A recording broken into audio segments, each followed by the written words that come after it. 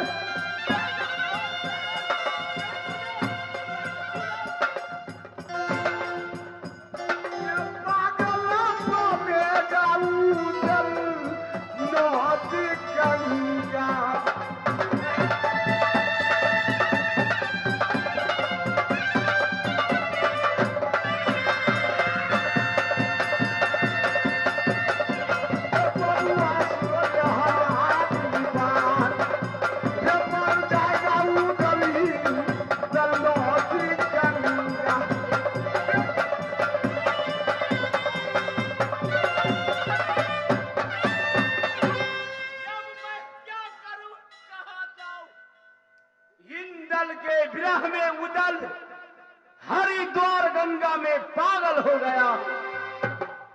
बिगड़ी बात बने नहीं, लाख करे जिन कोई, रही मन बिगड़ी दूध से मथे न मक्खन होई। बात जो बिगड़ जाता है बनाने से कभी नहीं बनता, दूध जो फट जाता है मथने का बाद मक्खन घी से नहीं निकलता। तार चढ़त गोर छन्ना टूट गए, घोड़ा ठोकब टूटे लगा, पीछा नदी में नैया टूट गए।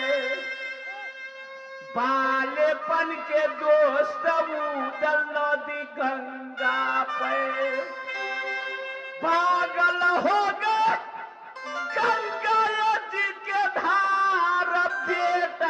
बेटा या बहा के लगाता,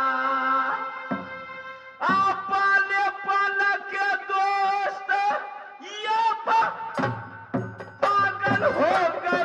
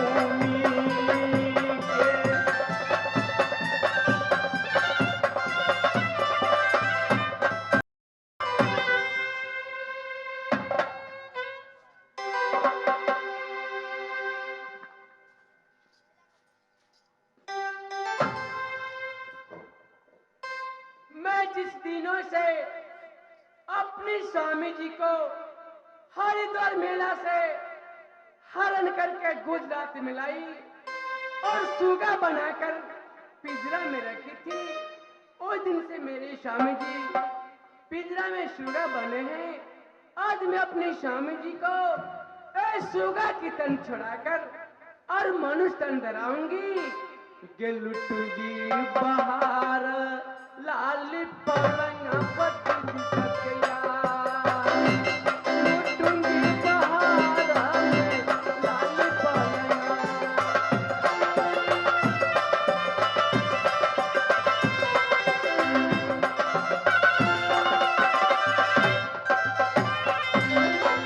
चारे हाथ पानी के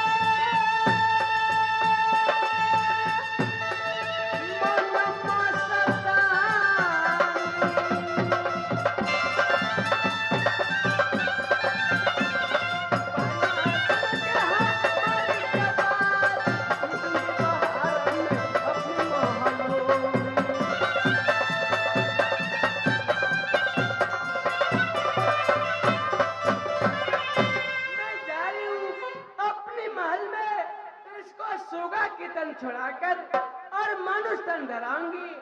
अपनी महल में लाल पलंग पे अपनी स्वामी जी के साथ में ऐश मौज लूटूंगी।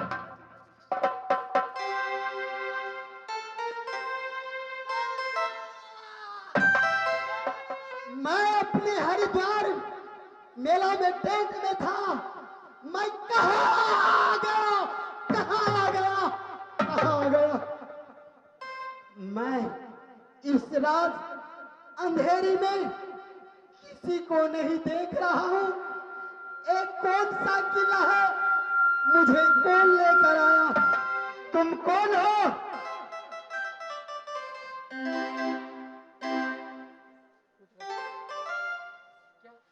आप मुझे नहीं पहचानते? आप मत कहो, ए बताओ, ए मैं कहाँ गया, कौन सी किला है, ए कौन सी राज है, और मुझे कौन लेकर यहाँ आया? देखिए, एक गुजरात है, मैं गुंजर सिंह की लड़की हूँ, मेरी नाम कुमारी पन्मा है। मैंने आपको हरिद्वार मेला से हरण करके शुगा बनाकर गुजरात में लेकर आई हूँ। किस लिए?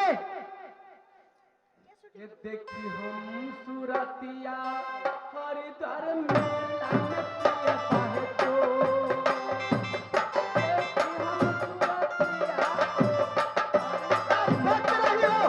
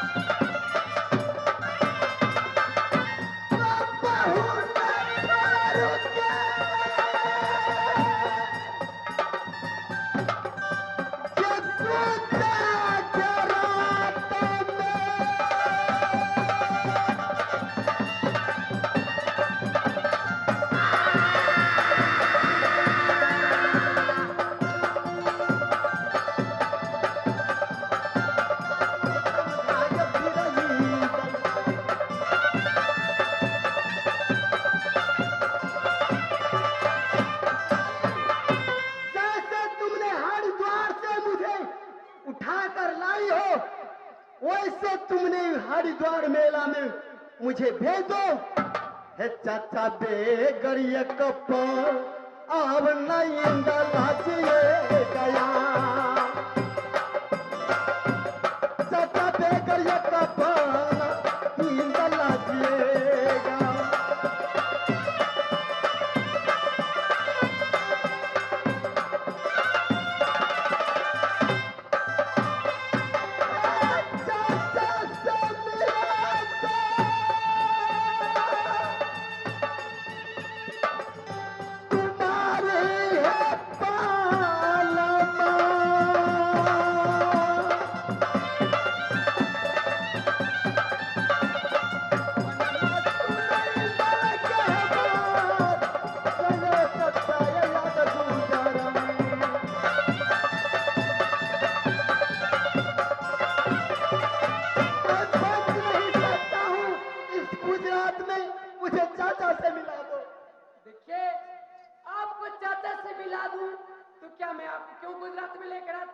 आप मुझसे प्यार कीजिए, आप मुझसे शादी कीजिए। कहीं नहीं, तुम चोटी हो, चोरी हो, चुरा कर लाई हो। जब यही मर्जी था, यही मन है लिख पार माना तुम मोहब्बत में भेदिया। सज के बराती में भूज रात में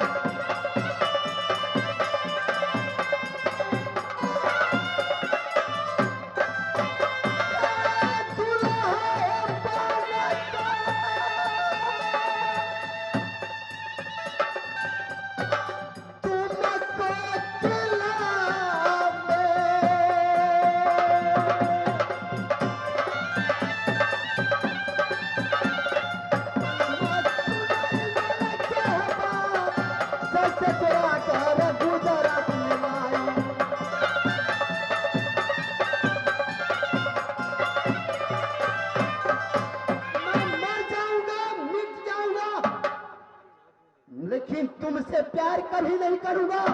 तुम छोरी हो, चोटिन हो, चुरा कर लाई हो। आप मुझसे प्यार नहीं कीजिएगा ना, कभी नहीं।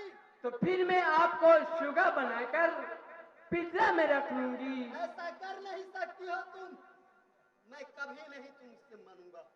नहीं मानिएगा तो ठीक है, ये शुगा में बना के पिज्जा में रख लूंगी। फिर बहेगा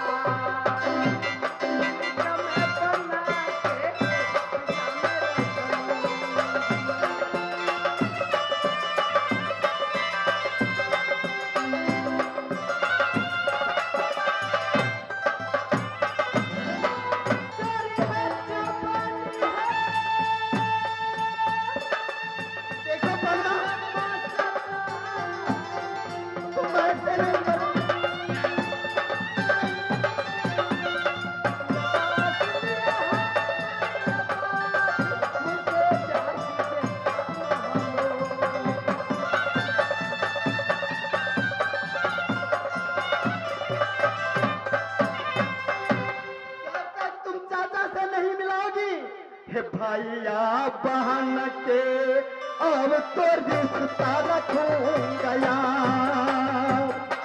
भाई बहन के मैं रिश्ता रखूंगा।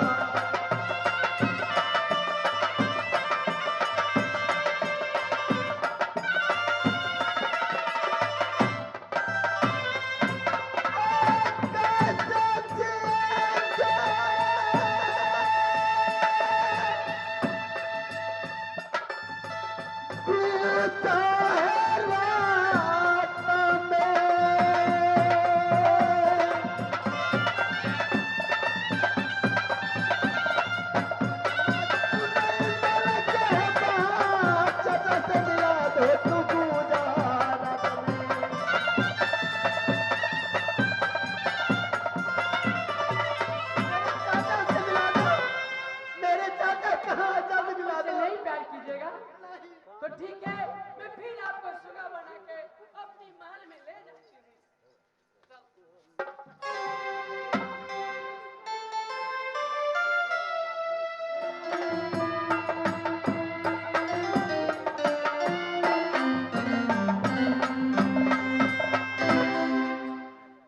सदा भवानी दाहिनी सनमुख रहे गणेश। पांच देव मिल रक्षा कीजिए ब्रह्मा विष्णु महेश। मेरे बहादुरों, समय राज महुब्बा का शुभ समाचार सुनाओ। ठीक है महाराज।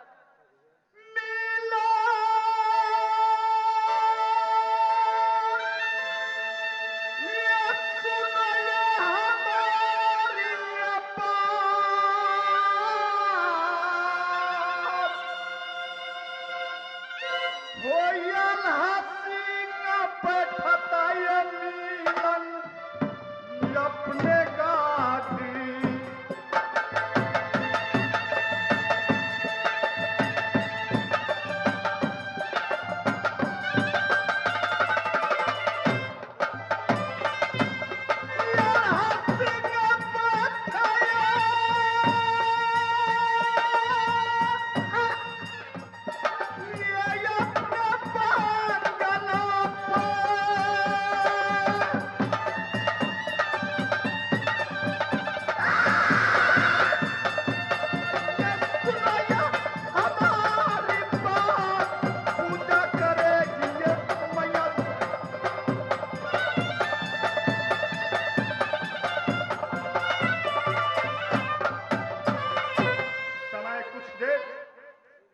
बंगला पर चयन करता हूं, उसके बाद अपने राज को विषय में कुछ सोच।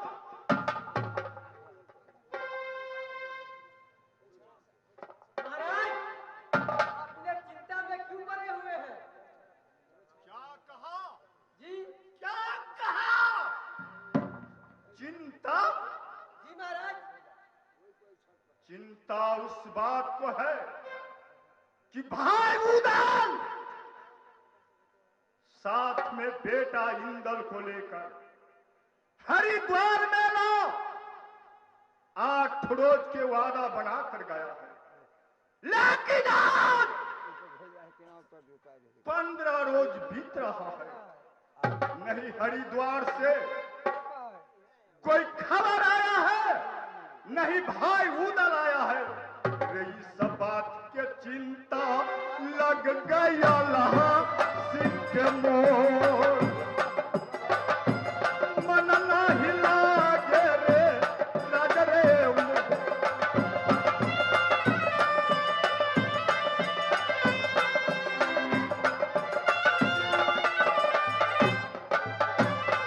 ये कामन किला के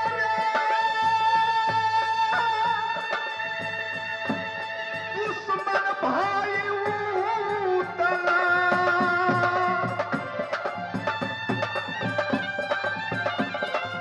मिलन सुनया हमारी बात, इसलिए चिंता रे यहाँ सिंह को।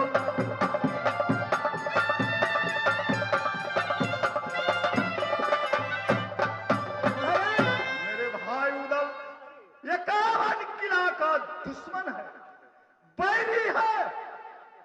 कोई राजा उसको आंख लगाकर देखता रहता है, कब न कब उसको पंजा में फंसा।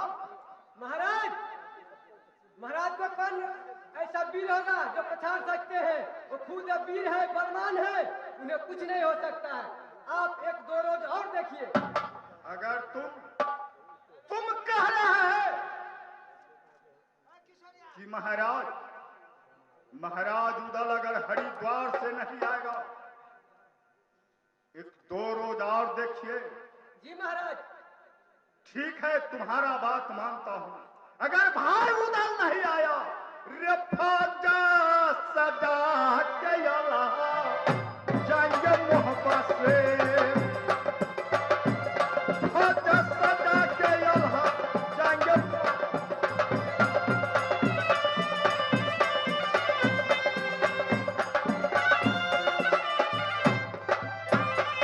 जाकर मिलेंगे भाई उदला से,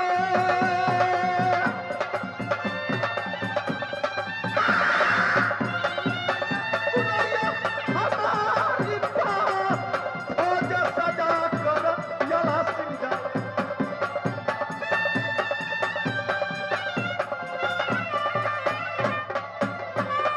खैर, इस समय अगर भाई उदल नहीं आया तो मैं जरूर जाऊंगा हरिद्वार। ठीक इस है समय चलो देवी मंदिर में, ये पूजा करेगा यल्हा मैया जी के यहाँ।